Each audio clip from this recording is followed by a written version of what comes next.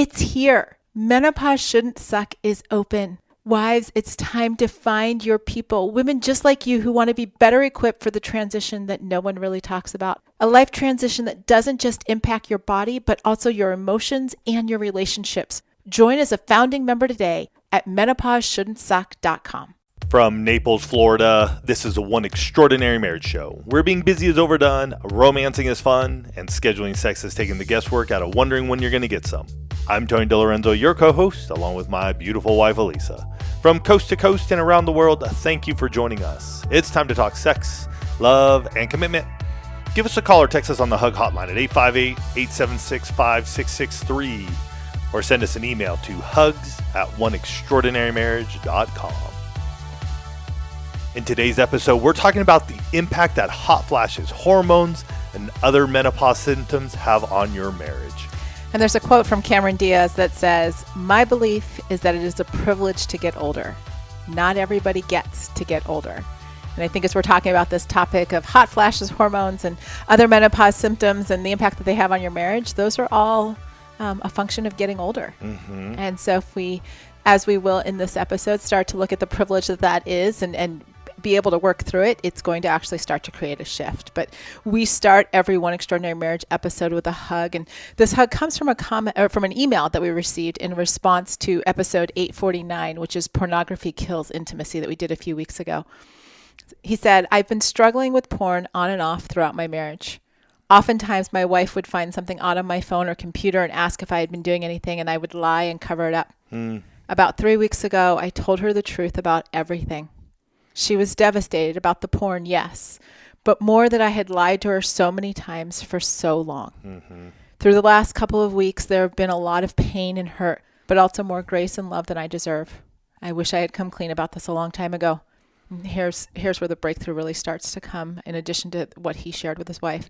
"I've shared my story with a few good godly men in my life, started attending a men's group specifically about this struggle, and my wife and I are starting couples counseling next week. I've also been trying to find godly resources on this subject, which has led me to your podcast. I just finished listening to episode 849. I felt convicted throughout the entire episode. I want to say thank you for openly speaking about the problems with porn. I will for sure keep listening." I love it. I love it. You know, that's the beauty of our testimony. And I want to encourage each and every one of you. In your marriage, you've probably gone through something where you've struggled. Don't hide it. Shine the light on it. Tell somebody. Tell others about it, because it encourages them. And it's really interesting, and I just want to bring this up. I didn't bring it up when we were talking about that episode, but I see it right now. And that's episode 849, where I grew up. The prefix to my home phone number was, at the time, I think it was 951 was our area code. Weren't you 909? Oh, 909. Yeah, we were back in the day. Thank you very much. Hold up. Yeah, back in the day. 951 is what it became after we were together, but you were a 909. Yeah, that's right. The true Inland Empire. So I'm talking to all my Inland Empire folks out there. 909, prefix 849. That was my town that I grew up in. And so it's really interesting when this episode came out, and even thinking about it and going like, no, that's where I got introduced to it. But breakthrough happened. Mm-hmm. Yeah, it's so crazy. And you know, we love being a part of your marriage stories, about part of your marriage journey. Mm-hmm. And we don't take that responsibility lightly. And even around a topic like this, like Tony said, we're talking about hot flashes and hormones and, you know, those symptoms of menopause that don't just impact her, that don't just impact the wife, but also her husband and ultimately the marriage. And there's a lot of research out there that says, that demonstrates that a woman can start experiencing perimenopausal symptoms as early as age 35. Wow. And those symptoms can last until the late 50s or even into the 60s. And I wish y'all could see Tony's eyes right now, because they're like bugging out in his head going, hold up. That's like 30-ish years of a marriage impacted by hormonal fluctuations that aren't just about what's happening in the physical body, but also the emotional state and in the relationship. And, you know, what's interesting is even, you know, I spend a lot of time reading books, listening to podcasts, articles, whatnot. And every time somebody says those symptoms can start around 35, I'm like, what the heck are we talking about? And why are more people not talking about this? Because there's so many impacts. And I think of all of the couples that find themselves in the mid 30s, mid 40s, and beyond, who are like, what is going on with us? What happened? And, coming back to this place of going, we need to talk about these impacts. We need to understand that those years leading up to menopause, which is simply by definition the cessation of a woman's period after 12 months of not having a period. It's like a concrete day in time. Period before that, perimenopause. Period after that, you can say in menopause or postmenopausal. Those are used interchangeably. But it's really interesting because wait a minute. Let me just say this one more time. Boy. Let me understand this. Okay. Perimenopause is all the way up to the point where a woman stops having her period for 12 months. Right. When she has not had a period for 12 consecutive months. And that's very important because you can, and I have known women where this has happened to, you've gone like 6, 7, 8, 9, 10, 11 months, and then the period comes back and you're like, that clock starts ticking all over again. Okay. And so in that, the moment where that 12th month happens, that's menopause. Yes. And then directly after that, it's postmenopausal. Yes. Okay. So if you look at a timeline, menopause is a dot on a line between your symptoms started and your postmenopausal. Right. It's this beautiful timeline. And, what happens a lot of times is, and what I find even talking to a lot of women is we don't know what the symptoms are. Right. And husbands don't know what the symptoms are. They're just kind of like, oh, okay, I don't know what's going on with her. Things like hot flashes. And I like to refer to her evil twin sister as night sweats, because that's the one that really started to get to me.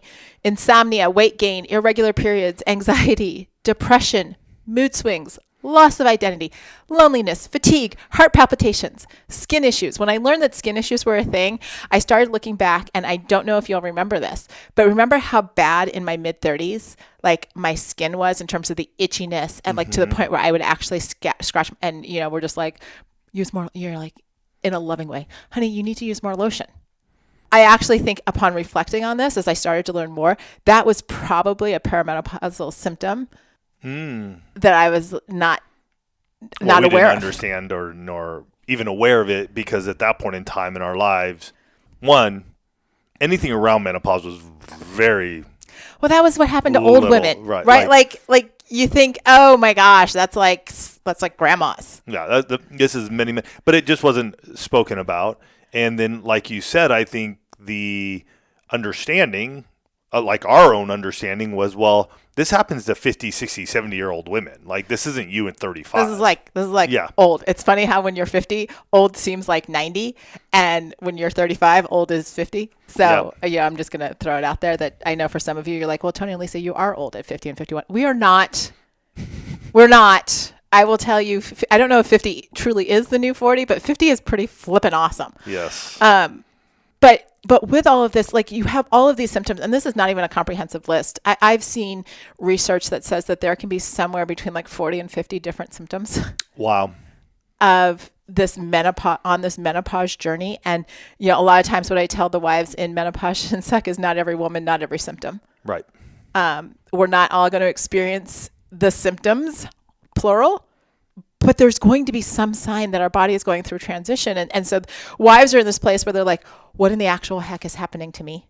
I borrowed that phrase from one of my coaching clients. Every time she says it like, what in the actual heck? I love it. And then there's this disconnect where the husband is starting to wonder, like, where did my wife go? Absolutely. Been there. And who is this woman that I am now married to? Right? Because, like I said, I truly believe the itchiness, because I would get it like weird spots. I remember like between my shoulder blades. I remember that. Yeah. And my leg, and I'm like, Tony, scratch my back. I never really had anxiety until like the last 6 to 8 months, where like I've actually felt like that pressure on I'm just like, what is this thing? Night sweats. That's the thing that I really recognized, that was like, oh my goodness, something is going on. Night sweats, and then the hot flashes as well, because we have shared many a times that one of the ways that Elisa and I are physically intimate is going to bed naked and cuddling. Well, during, and it's still happening at this point in time. From my recollection, I feel like I still get a little warm. Yep. Not as bad. Not as bad, but that's been like because of hormones, and we've been trying to do different things and all that.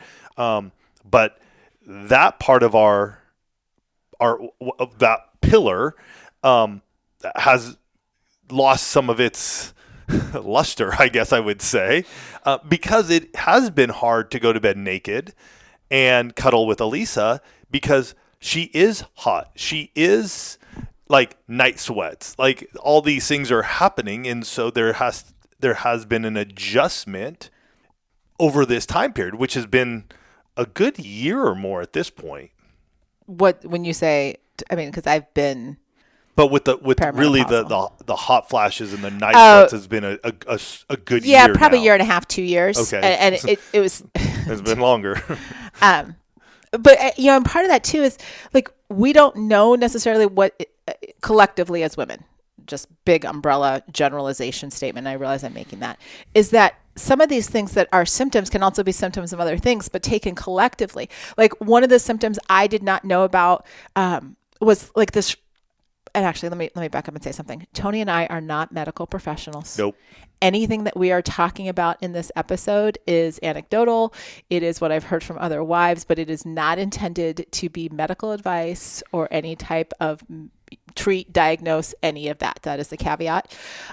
Because now that I jump back in, one of the things I also started to experience probably in the last 3 to 6 months was frequent urination. Like my bladder, and I'm like, I don't have an UTI. Like, what is going on here? And so I'm like, and so just FYI for my husband's UTIs, I've learned this just recently. When our wives have a UTI, they have this sensation of always having to pee. The only thing that and there's usually a burning sensation. And a burning sensation. Right. I was just having the frequent urination. Yes. So for me, I love my unsweet iced tea. For all of you who do not know, I'm going to tell you right now, my favorite is a large McDonald's unsweet iced tea. I'll drink a couple of those plus water. So I urinate often. And so to me, that's no big deal.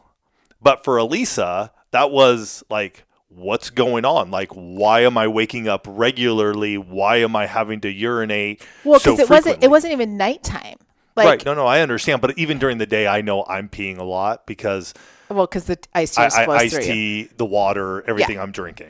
But for me, I'm in this place where I was noticing, if we're getting ready to head out the door, I'm going to pee before we leave. Once we get to wherever we're going, I'm going to have this urge to pee. And then before we get back in the car, I should probably pee again. And I'm like, what is this? And I started looking, and it turns out, these are those types of symptoms. And it's really interesting when we asked the question last week on Instagram stories, getting into this place of have hot flashes or night sweats, like really just thinking kind of high level. Those are between those two and weight gain, I think are the two before women even start missing their period. Those are the ones that are like, I think something's going on here. Have they impacted your marriage? And 38% of you said yes. And then we started to get into this place of, well, what's been the impact? Because it's not enough to know that something is. When you start looking at how, the what is, I'm being impacted by this. How is this impacting me? And couples were saying things like, we don't usually share a bed because of the temperature differences. And not only do you not, like I think about that for us, because there are times when I'm just, because of me more insomnia, I will actually get up out of bed. I will lay there for a certain amount of time, and then I'm like, I'm just like, I don't want to toss and turn. We don't cuddle as much because I get too hot. I feel gross. I feel uncomfortable, and I don't want to be touched. This one, I thought about this a lot as I was writing it down. My hubby can't be naked in our room because I have to keep it so cold. Right? I'm so tired because I can't get a good night's sleep. And it's not just the temperature issues. Other areas of concern for couples around, hormones and husbands and all of this is, my weight's causing problems. Lack of libido has been my biggest hurdle. What about the mood swings and irritability? Question mark, question mark, question mark. I'm losing a lot of hair. The difficult to navigate emotions are pushing us apart. And when you read those lists or when you hear them, it's one of those things to go, okay, this isn't just happening to her. Yes, her body is changing. Side note, asterisk, I'm going to tell you, his body is also changing as well, which is an interesting collision course of lots of transition. But it's looking at that and saying, okay, my body is changing, but our relationship is being impacted. And what are we going to do about it?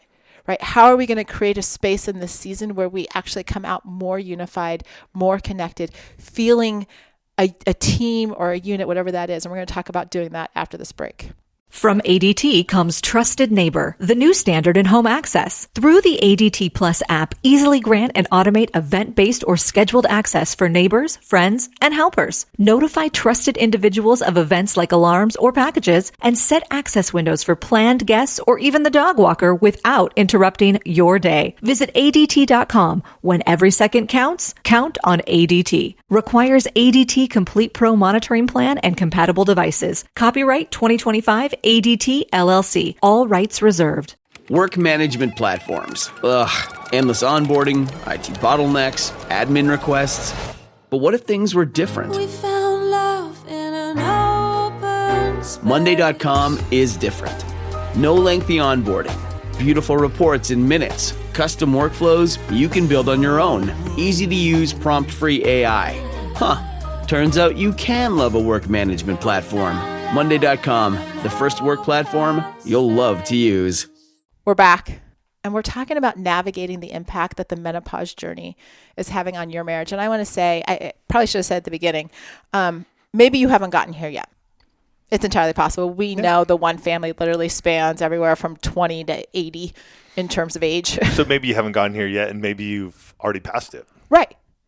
But there's a good chance. So if you haven't gotten here yet, you will. Yeah.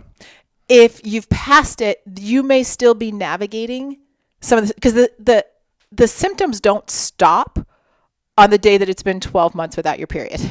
They can continue into that postmenopausal period. You can continue because there are still fluctuations. Just because your period is no longer, you are still you still have hormones. They just may not be in the same quantities that you had prior, but you could still be dealing with these things. And so you could still be dealing with the anxiety. You could still be dealing with the weight gain. Mm-hmm. You could still be dealing with the hot flashes or night sweats. So just because that's a great distinction and something I didn't think about earlier in this episode was, I figured, okay, you've had your 12 months.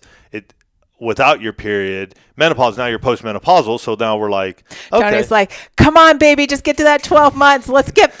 We're not even anywhere near that. Nope, I'm still pretty regular. Yep, you sure are. So we got many years ahead. Oh, look at Tony's face, you guys. I wish you could see it. He's just rubbing his eyes going, my head hurts. But that's why we do an episode like this. It is. Right? To start going, hey, menopause, even though the symptoms sometimes do suck, I will just tell you, insomnia is not my favorite. It's not. It does happen though. And I want to say the reason we do episodes like this is because over the years, we have heard from more and more couples. This is a collision course. Absolutely. Of a lot of things happening in your life at this period of time. It's not just perimenopause or maybe menopause or postmenopausal, but it's possible career transition. Mm-hmm. It's the children leaving the home. Mm-hmm. It's, having to take care of parents. There's a lot that happens in this period of time in our marriages that we need to be aware of if we want to continue to have extraordinary marriages. Mm-hmm. Because if we don't, we've all seen it. We have. We see those couples that we hung out with at the ball fields with our kids' sports. We see the families that were at family gatherings. We see them get divorced. And it's in this period of time. I'm not saying all of them, but there is this impact in this time where we're seeing it. And our desire here at One Extraordinary Marriage is to impact one marriage every day. And so if we can bring light to something for the two of you to have an understanding, a conversation, an ability to be around other wives who are going through menopause so that you don't feel alone, then we have to talk about it. Because I want an extraordinary marriage long after this is going on. And I live in Naples now, so I see marriages that are around for many, many years. And we've had the privilege of speaking around this amazing country and seeing couples in Omaha, Nebraska, 60 years, in Austin, Texas, I think it was 45 plus years, in Tulsa, Oklahoma, 41 years. I mean, we've seen them, and that's where I want to be, and I hope that's where you want to be. Absolutely. And, you start looking at this and because obviously there's stuff in terms of the physiological changes that are happening inside a woman's body. So you think about what, as a wife, what can I do? And one of the first things I want to say just, in bridging this gap is start tracking your symptoms. Even the things that you think might not be a symptom, just like I wish somebody had told me in my mid-30s, hey, just track what's going on with your body. Like if you're really itchy, track it. Like, does it happen at certain times? And maybe there's some fluctuations with your period.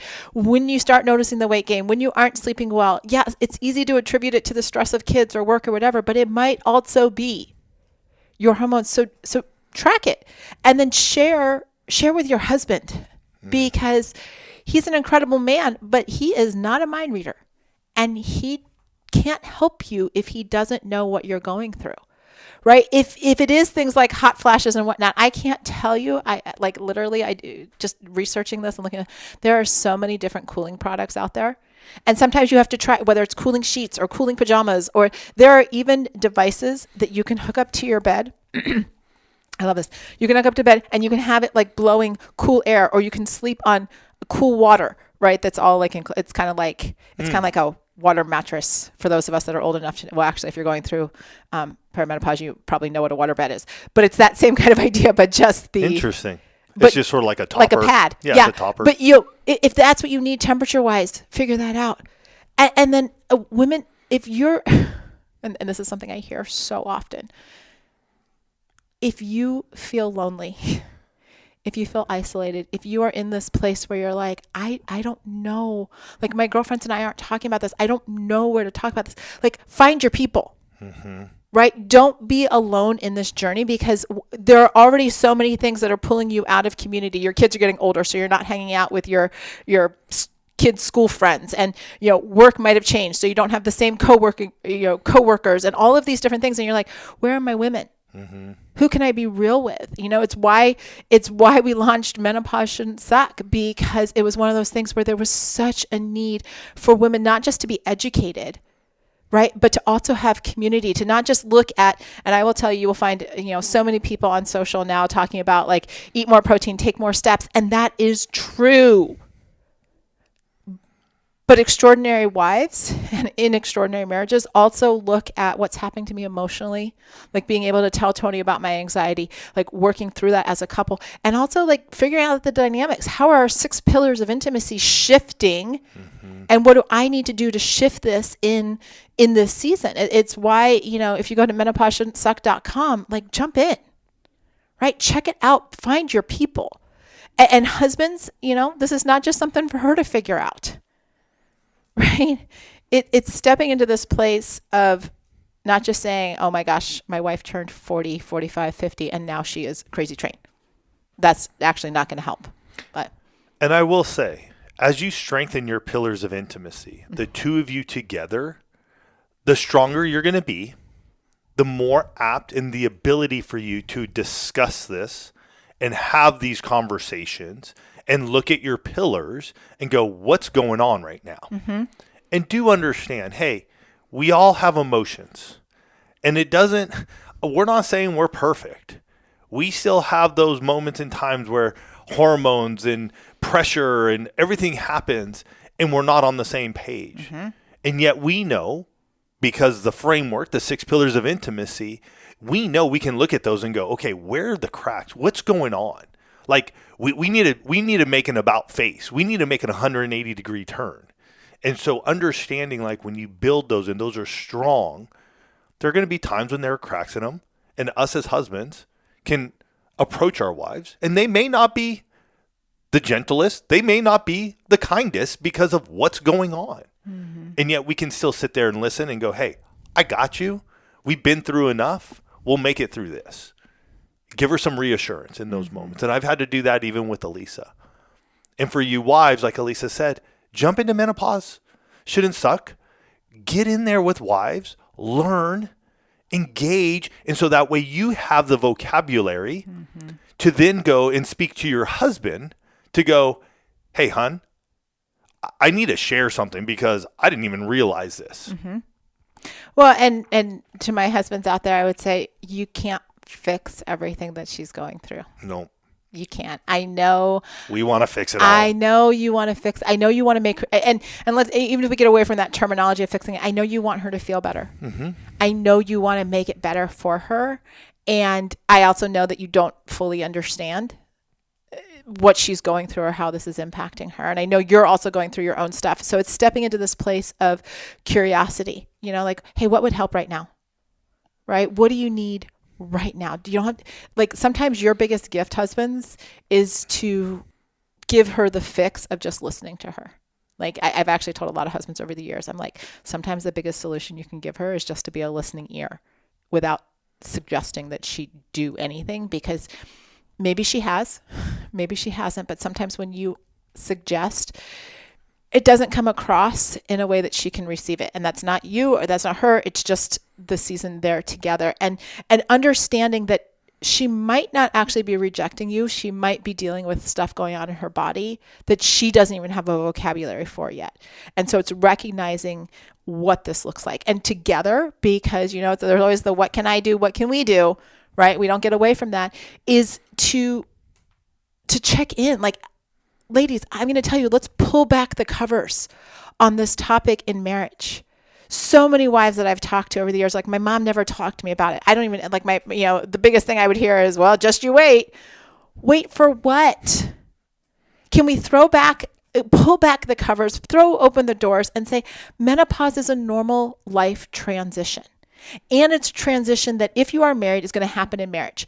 So by extension, we as a couple need to be brave and be bold and step into having these conversations together. We need to explore what works now and not just rely, well, you used to like it when I touched you like that. Well, sure. Before I had hot flashes and was dealing with vaginal dryness and, couldn't get a full night of sleep, that was perfect. Now I need something different. And we as a couple need to talk about what works for us now. Because my biggest fear, as I've been on this menopause journey with so many wives, is that if we don't recognize that these hormones are causing havoc in our bodies, if we don't recognize what to do, that there are so many marriages that are on the brink because of the hormones and because there's a lack of emotional intimacy around this. And they're going to find themselves going in different directions instead of turning towards one another and saying, we got this. Let's do this menopause thing together, because menopause doesn't have to suck. Yeah. This week, if you're here in this menopause season of life, first and foremost, take a moment and just go, for the wives, take a moment and just go, like, what are some of the symptoms I'm possibly feeling or I know are happening? For you husbands, be ready and receptive to your wife when she starts to share these with you. And make sure you take time to just listen, because no matter where you are on this journey, this is one of those places that, for some of you, you're in the thick of it. For some of you, you're on the front side of it. For some of you, you're not even thinking about it. And that's okay. And yet, could you share something right now that you have a symptom? There's something going on in your life, either one of you, that you could share with one another. And for our wives out there, if you feel alone in this season of life, go to menopauseshouldn'tsuck.com. Go check it out. I know Elisa and the other wives would love to have you there with them, encourage you, and see you have a season where you have women and wives surrounding you to encourage you and to encourage one another. So you guys have yourselves a fantastic week. We'll catch you next week. Love you guys.